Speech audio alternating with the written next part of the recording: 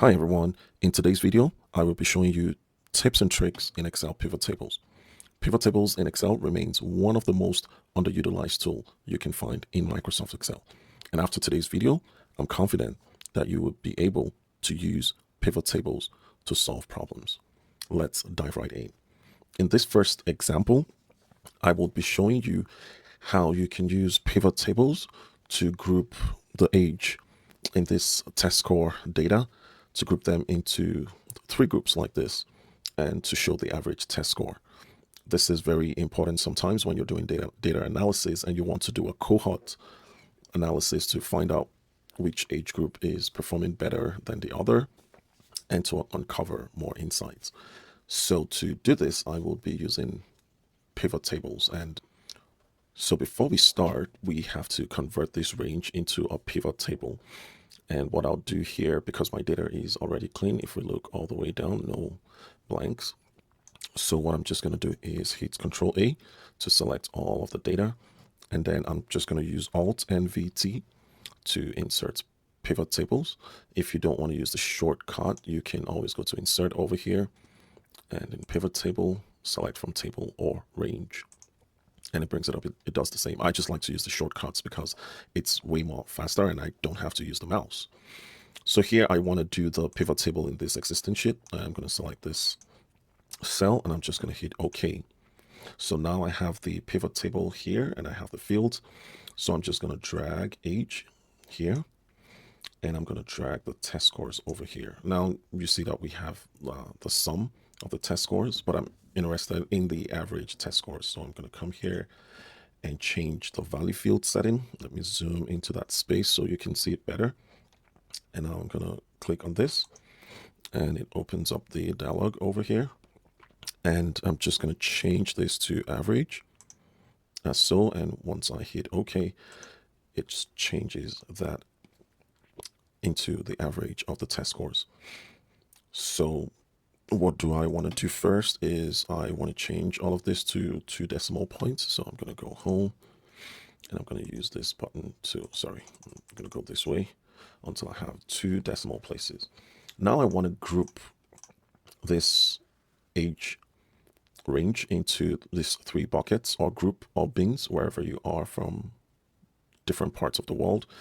It could be called different things, but for this example, we're just going to use the terminology group. So now to group this into these buckets that I have here, I'll just right click and I'll go to group. Let me zoom in so you can see this better.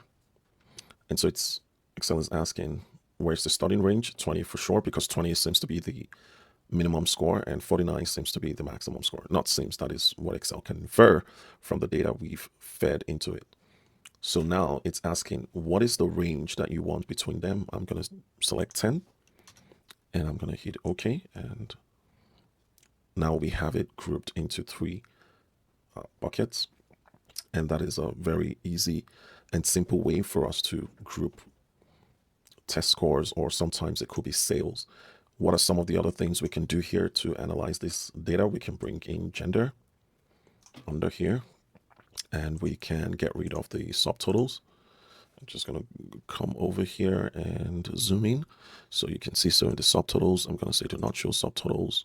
And for the grand total, it's off for both rows and columns because we're dealing with the average of the test scores over here. So there's absolutely no need to have the total shown on the pivot table. So what else can we do to this data set to make it look better? Of course, we can change this to age groups just to make it look cleaner. We can also play with the report layout over here. So there are a couple of options. I always like it to be in the tabular form. And sometimes we may want to repeat all of the item labels. What this does is, let me zoom out so you can see the whole table. So when we say repeat all item labels, what happens is we have 20 to 29 repeated for each of these rows over here. But I sometimes need to use it, but in this example, I don't need to use it. So I would say do not repeat item labels. I used to work in finance, and at the end of the month, the sales manager would request me to send a sales breakdown per accounts manager. And in the past, what I would do is I would try to filter out each of all the account managers and then send the report one after the other. But when I discovered this method a couple years back, it basically transformed the way that I create and send reports. What used to take me around 30 minutes to an hour to do started to take me around only 5 minutes. And I'll show you the trick here. So first, here's what a lot of us will do. So let me select Control A here. And I'm going to say Control T because I want to change this to a table. My table has headers, so I'm going to click OK. And what I would have done would be if I wanted to do it for Alice, I would come here, select Alice, OK, and then Shift Control right, Shift Control down, and then copy this, and then just come here and paste it. So I would repeat this step and process for each of the account managers. And think about it, if I have 100 account managers, that is a very stressful thing to do. So we're not going to do that. I'm going to show you how to do that in Excel pivot tables quick and fast. So I'm going to take out the filters here. And I'm going to insert a pivot table. We can do it two ways. We can do it with the shortcut Alt NVT, or we can go here to insert pivot tables, and from Ranger table, I'll select this option. And this time around, I want to do it in a new worksheet. So here's what I'm going to do. I'm going to click OK, and I'll just change the name here to Pivot Sales. And what I want to do is I want to bring in the category and then the product, and put this under here, and we're going to put the amounts as the values. So what I want to do is to bring, let me just zoom into this place. I'm going to bring the account manager into the filters. Now let me zoom out. And what we see here is I have the account manager, so I can easily filter here and click on OK. If I want to see Michael Smith, I can click on OK, but that's not really where the magic happens. So I'll select all.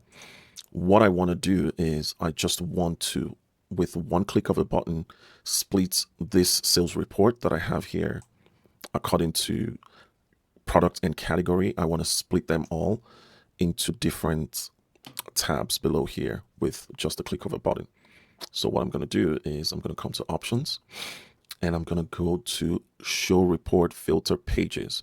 So when I click this option, let me zoom into this place, and it's asking, how do I want to show all these reports? I want to show it by accounts managers. So once I click OK, just watch what happens. What happens now is I have Alice Johnson in this tab. I have David Lee in this tab. I have Emma Davies, James Wilson, Michael Smith, Sophia Brown. And if I had 100 of them, it will just continue to go across the tabs here. So that is one way I can easily break sales into account managers and then send a report through Outlook without having to do each of them one manual, tedious step at a time. If you find this content useful, share with others, like and subscribe, and I'll see you in the next video. Bye-bye.